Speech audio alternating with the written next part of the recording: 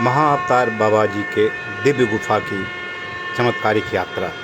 वह गुफा जहां महाअवतार बाबा जी ने लाहिड़ी महाशय को 1861 ईस्वी में दर्शन दिया था और क्रिया योग के बारे में उन्होंने बताया था। दूर से देखने पे बाबा जी का गुफा मनोहारी वन के बीच में, सुंदर प्रकृति वातावरण के बीच में ऐसा दिव्य प्रतीत होता है मानो वहाँ पे हिमालय के उस भाग को बादल, आसमान और धरती चूम करके अपनी ऊर्जा से ओत प्रोत कर रहा हो। महाअवतार बाबा जी की गुफा की यात्रा कुकुचीना से शुरू होती है। कुकुचीना द्वारहाट से 20 किलोमीटर की दूरी पर है। मनोहारी पर्वत, द्रोणागिरी का खंड, जहाँ कहा जाता है कभी ऋषि द्रोण खुद तपस्या किया करते थे, जहाँ भरतकोट उपलब्ध है, जहाँ पर भगवान महावीर को भरत जी ने बाण मारा था और संजीवनी पर्वत के साथ वहाँ पर उन्होंने अपने चरण को रखा था। ऐसी ही दिव्य भूमि में बाबा जी का गुफा है। जैसा सबको पता है, बाबा जी का जन्म किसी एक खास जगह पर लोग नहीं कहते हैं। लोगों के अंदर में इस पर अपने अपने विचार हैं, लेकिन विभिन्न मतज्ञों के अनुसार, विभिन्न मतावलियों के अनुसार बाबा जी का जन्म या योगदास सत्संग सोसाइटी ऑफ इंडिया के में उपलब्ध लिटरेचर के अनुसार बाबा जी का जन्म चिदम्बरम जिला, जो कि तमिलनाडु में स्थित है, उसके कोडलूरू नामक जगह पर हुआ था। और एक मत के अनुसार बाबा जी का जन्म श्रीलंका में हुआ था। बचपन में बाबा जी का नाम नागराज था। तेलंग स्वामी ने भी इसकी चर्चा अपनी किताबों में की है।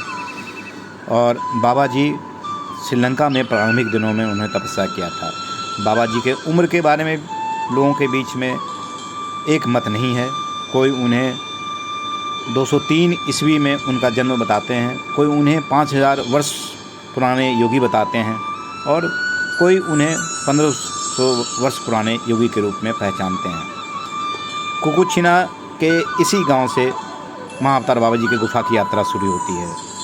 सुरम्य रास्ता, मनोहारी प्रकृति, कलकल करती जलधारा के बीच से गुजरती हुई पगडंडी, ऐसा प्रतीत होता है मानो जैसे कोई सर्प विशाल वन को चीरते हुए अपने गुफा की तरफ जा रहा हो। अद्भुत दृश्य, जलधारा ऐसा कि आप ओंठों से लगाएं तो प्रतीत होता है अमृत जो है कंठ में अवतरित हो रहा हो। पर्वत के बीच में नीरवता, वनों के बीच में शांति और रास्तों के बीच में अध्यात्म, यही है महाअवतार बाबा जी के गुफा की पहचान। आप जब वहाँ जाएंगे, इन्हीं रास्तों में, इन्हीं पगडंडियों पे आपका मन ऐसा योगस्थ हो जाएगा, ऐसा ध्यानस्थ हो जाएगा, जैसे लगेगा आप खुद योगीराज बन गए हों। और जब आप गुफा के जैसे जैसे समीप और करीब पहुँचते जाएंगे, रास्ते में आपको बाबा जी के गुफा के तरफ जाने का एरो भी आपको दिखता रहेगा, जो आपको इंगित करता रहेगा कि आप सही रास्ते पे चल रहे हैं। चीर के वनों के बीच में और हिमालय वनस्पतियों के बीच में, और इस खंड से द्रोणागिरी पर्वत का वह मनोहारी दृश्य, जैसे लगता है खुद देवी वैष्णवी वहाँ से आपको आशीर्वाद दे रही हो कि जाओ और बाबा जी से आशीर्वाद लेकर ही वापस आना। बहुत ही सुंदर, बहुत ही प्यारा और बहुत ही मनोहारी रास्ता है।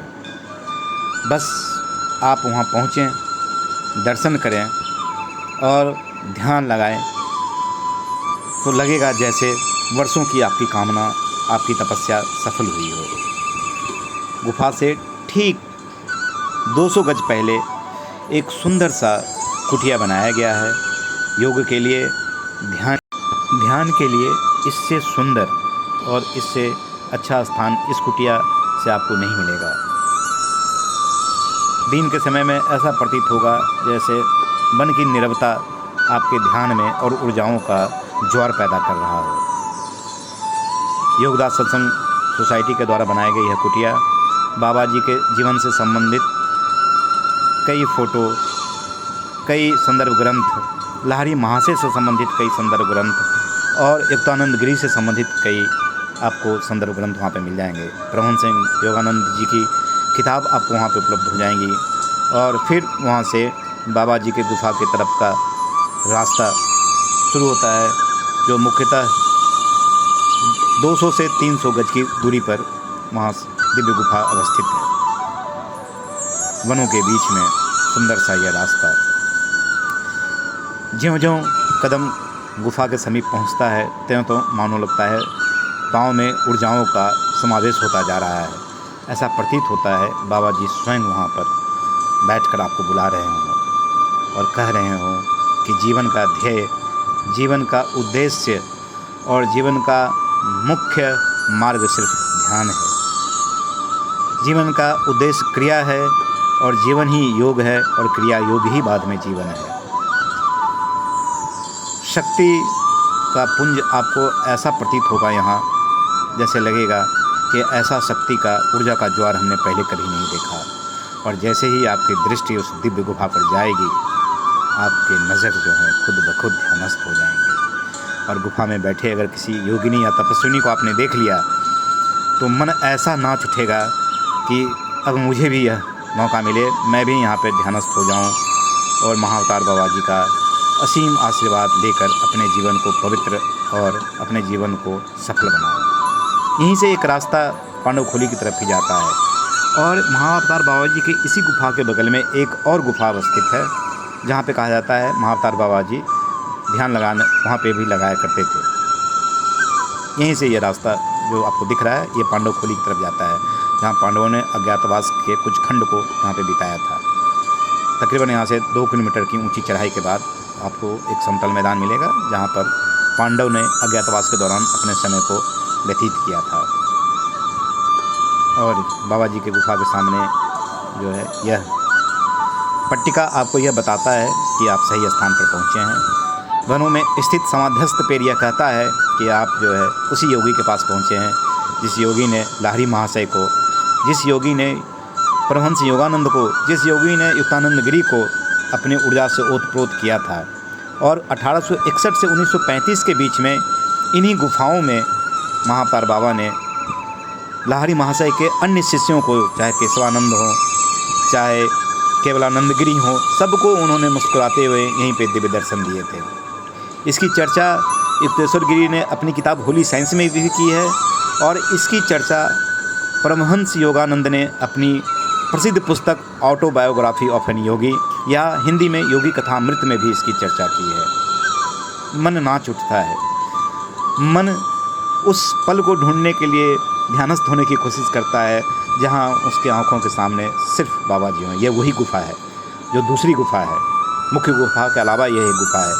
और उसके नीचे यह एक और स्थान है जहाँ पे योगी बैठ करके तपस्या क्या करते हैं या होम या जाप करते हैं।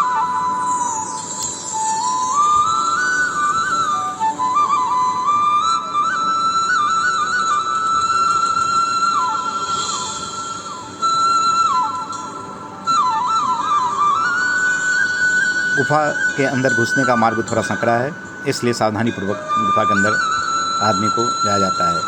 और मेरे सामने 2 भक्तों को ऐसा ऊर्जा महसूस हुआ कि वो गुफा से तीव्र गति से निकल गए। बोले अत्यधिक ऊर्जा यहाँ पे है और साक्षात उनको बाबा का हुआ और महाअवतार बाबा के नज़रों को उन्होंने अपने नज़रों से देखा। और इसी गुफा में दर्शन के बाद योगिनी, तपस्विनी, संत, साधु, सन्यासी, गृहस्थ जीवन के राही, मार्गी निकल पड़ते हैं अनंत चेतना, अनंत सुख और अनंत योग की तलाश में, जहाँ पर केवल जीवन कहता है चरैवती चरैवती चरैवती, चलते रहो चलते रहो चलते रहो। ईशावस्यमिदं सर्वं यत्किंचन जगत्यां जगत। ईश्वर इस जगत के कण कण में व्याप्त है, ईश्वर इस जगत के हर पल में व्याप्त है, ईश्वर आपके अंदर व्याप्त है। जय श्री